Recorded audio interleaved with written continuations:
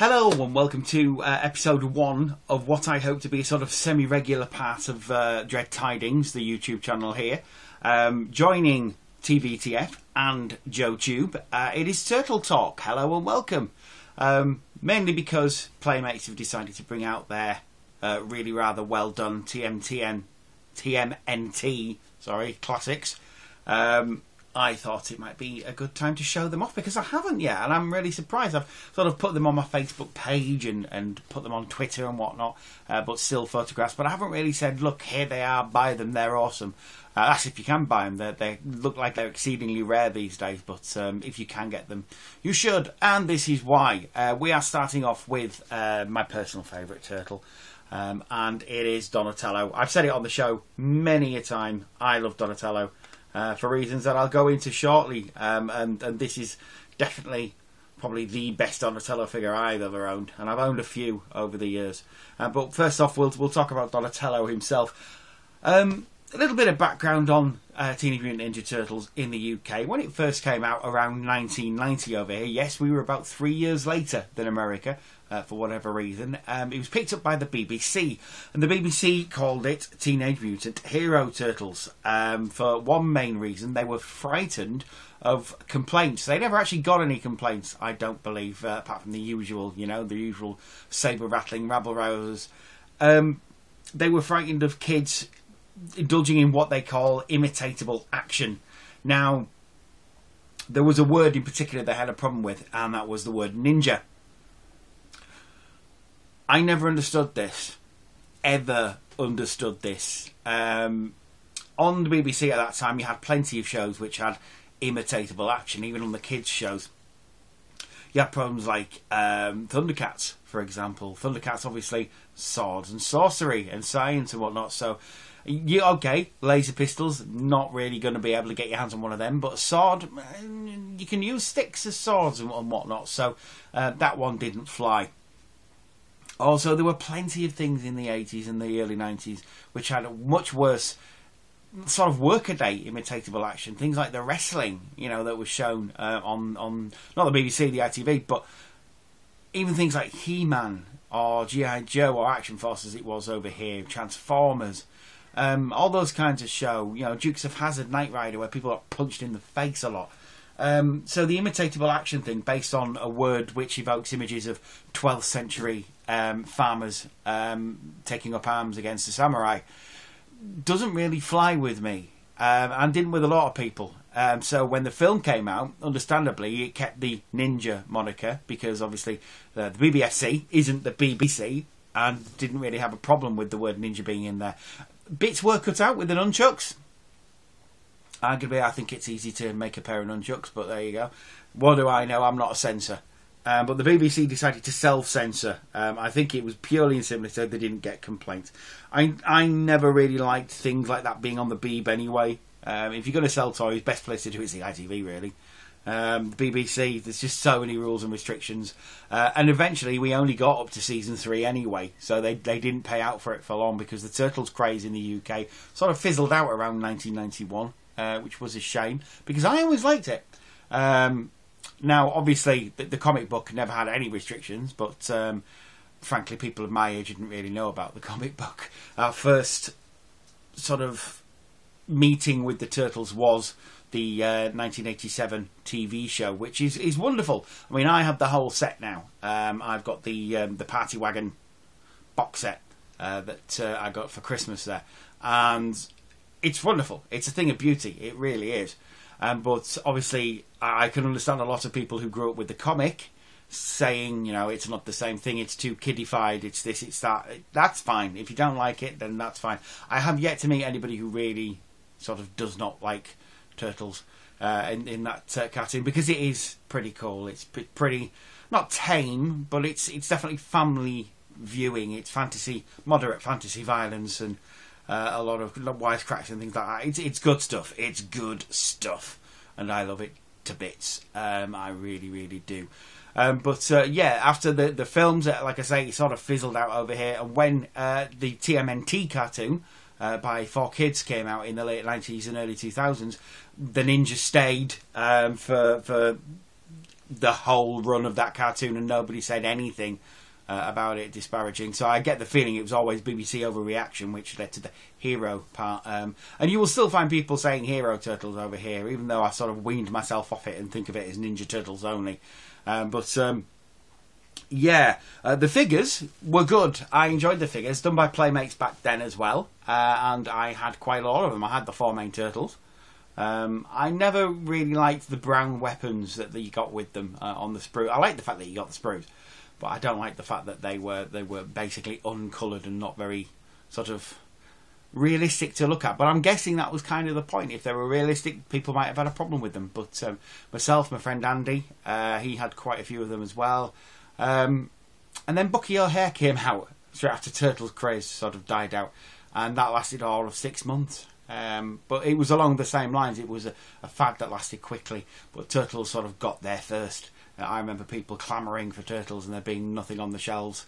But like I say, in the summer of 2012, Playmates announced that they would be bringing out a line of TMNT classics, i.e. figures based on the classic old figures, along the lines of Masters of the Universe Classics, Transformers Generations, that kind of thing, just to update the engineering of the figures, but put them out for the classic audience, the kids who grew up with them, like myself. Yeah, Back to the 80s, the podcast was understandably very excited about this news. Phil kind of did a little squee, as did I, and we both said we would be getting them. The only problem was we weren't sure from where, because we weren't sure that Toys R Us would actually be stocking these things. Turns out they were, and at the back end of this year I saw a nice great big display with them on, and picked myself up 2 straight away. One of them was Michelangelo, because he's one of my favourites, and this guy was my number 1 pick because Donatello is my favourite. Now, in the TMNT cartoon, it says in the theme tune that Chuck Lorre, the guy who created The Big Bang Theory and 2.5 Men, said Donatello does machines, which caused a lot of sniggering at the back. But Donatello doesn't do machines so much as make machines. I think Chuck needs his grammar sorting out. He might be able to take on Charlie Sheen in a fair fight, but he certainly can't write proper grammar. He doesn't do machines, because that would be a different sort of TMNT show altogether. Check out the Argentinian version. It's, of course, he makes machines. He's the nerd, he's the techie, he's the IT support of the group. He's the guy who will quite happily read through Einstein's special theory of relativity and any other essays based on therein. Whereas Michelangelo, obviously, is the party machine. Raphael's the guy who's too cool for school. And Leonardo is the straight arrow. He's the nerd of the group. He is the Egon Spengler, as it were. And growing up, watching the show, Donatello immediately became a hero of mine, because I too was that nerdy teenager who would read technical manuals and comics and watch cartoons and everything that Donatello would do. Voiced by Barry Gordon. Very, very well. Of course, these days voiced by Rob Paulson in the new TMNT cartoon, who did Raphael's voice. Quite funny. In the original show, if ever they needed a machine making, if ever they needed something working out that didn't involve hitting it with a stick or nunchucks or swords, then Donatello was the turtle to go to. He made so many machines in that cartoon. He got them out of so many scientific fixes. He got them out of the Technodrome on more than one occasion. Closed the portal to Dimension X just by looking at the keypad and saying, "Oh, that's how it's done." Donatello is the big brain of the outfit, and because of that, I love him dearly. He's great. There's not really much to say. I mean, his character sort of grew and grew over the course of the show, but they never grew much. The characterisation was not really one of the cartoon's strong points. Everything tended to stay the same, and they never grew up like Bart Simpson. They would stay the same age throughout the whole thing. In the movies, he was voiced by Corey Feldman, but again, not much characterisation, especially by the third one. It had all gone down the pan there. And the other cartoons I'm not willing to talk about, because that's not what this is based on. So yeah, he's the techie, the know-it-all. Well, not the know-it-all, that's a bit unfair. He was never really a know-it-all. In the show, he used to get on with Michelangelo most of all. He was closest to him, and then Leonardo, and then possibly Raphael. Probably because Raphael had no time for nerds. You know, he is John Bender, after all. But Donatello, sweet guy, nice guy. Had a bit of a crush on April, but didn't we all? Yeah, and Turtles Forever, I suppose I should mention that. He does create a few machines in that as well. He takes them all into other dimensions to try and find the comic book version of the Turtles there to save all the universes. But really, that's Turtles Forever is okay. It's a love letter rather than a true special or an anniversary special. Mainly because it doesn't get the original guys to do the voices, but also because it overplays the goofiness of the original cartoon. Yeah, it was goofy. There's no two ways about it. But it wasn't as willfully goofy as Turtles Forever sort of makes it out to be. And that's the major problem I have. It sort of simplifies it and says, haha, we're much better than that.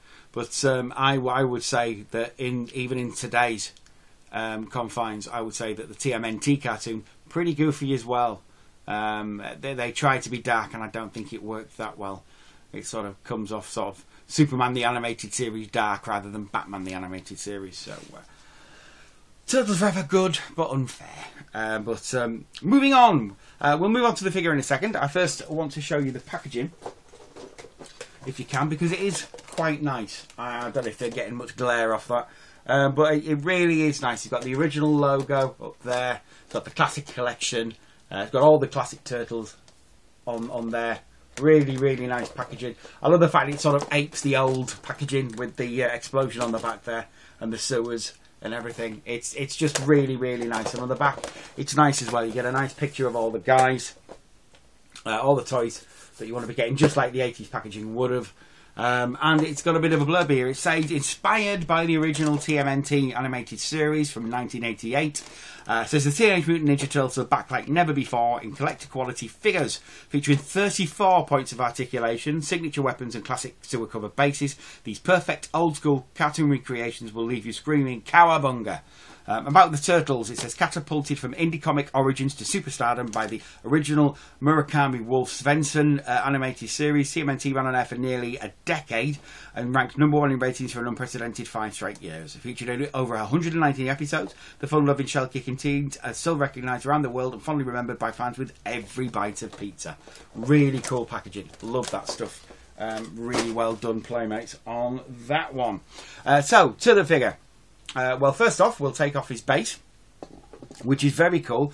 Do like these. You get a different one with every turtle. Obviously, the same sewer, but they each have their names at the bottom there. So you can stand them up on these two pegs there, and they're very, very nice stuff. Love it. Really nice attention to detail. Now, the figure himself is a really good representation of Donatello himself. Little bit like the original figure, not too much, it has to be said, but then that's what you get for 34 points of articulation. He still has the bandana, he still has the little grimace on his face. He's got, like I say, 34 points of articulation. Let's just have a look at them. Well, he's got the head, it goes all the way around in all the ball joint, so it really nice twisty turny. It's done at the chest.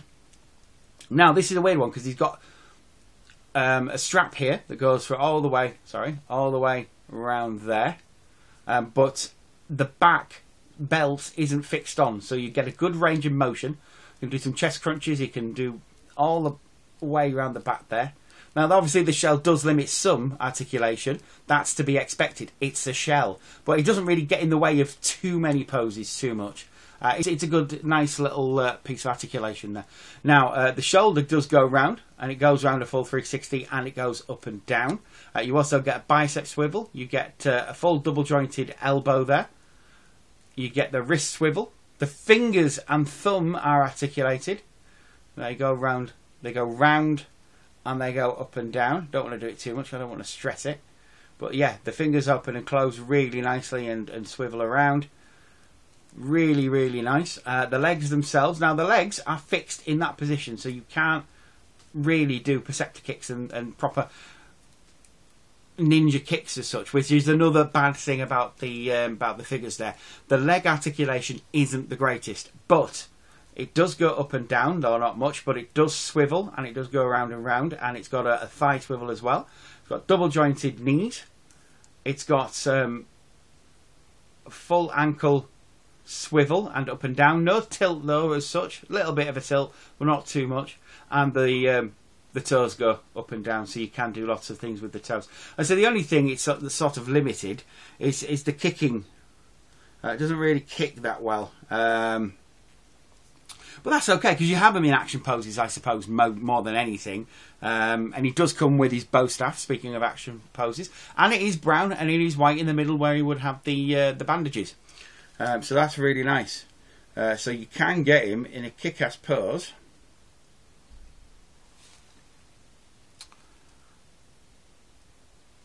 Like so, where you can grip his bow staff as much as you like, and you can mess around with it. You can hold it up like that, just standing around. Give you the old bring it pose, like so. Oh yeah, mofo, bring it! I'll kick your ass with the bow staff. So yeah, really, really cool figure. I squeezed so hard because this is just exactly what I wanted these things to be. And the other figures are just as cool as well. But we shall show those in the fullness of time. That might be my next video. I'm not sure. But we might do the over the course of the next 4 weeks. But if you can get, now I'm not going to say if you can only get one figure, get Donatello. That would be unfair because most people I know have a different turtle that they love. For me it's Donatello. For Phil it's Michelangelo. And for other people it's Raphael, my best friend at school, Andy. He loved Raphael. Thought it was the best thing ever. So if you can pick your favourite turtle up, if that's the only one you want, I suggest that you do, because these things are rather cool. And not too expensive. I got this guy for £15. Now, Masters of the Universe figures retail for about £20. And figures of this quality in other toy lines can set you back nearly £100. The Kamen Rider type stuff, they can set you back, a good £70. For this quality articulation and quality plastic. I mean, the colours on this guy are even perfect. And another thing, all the turtles are different colours. They're different shades of green, like they should be. So, these things are no slouches. Obviously, they're huge body parts like you wouldn't believe, but there are little differences on there, little changes as we'll see as we go.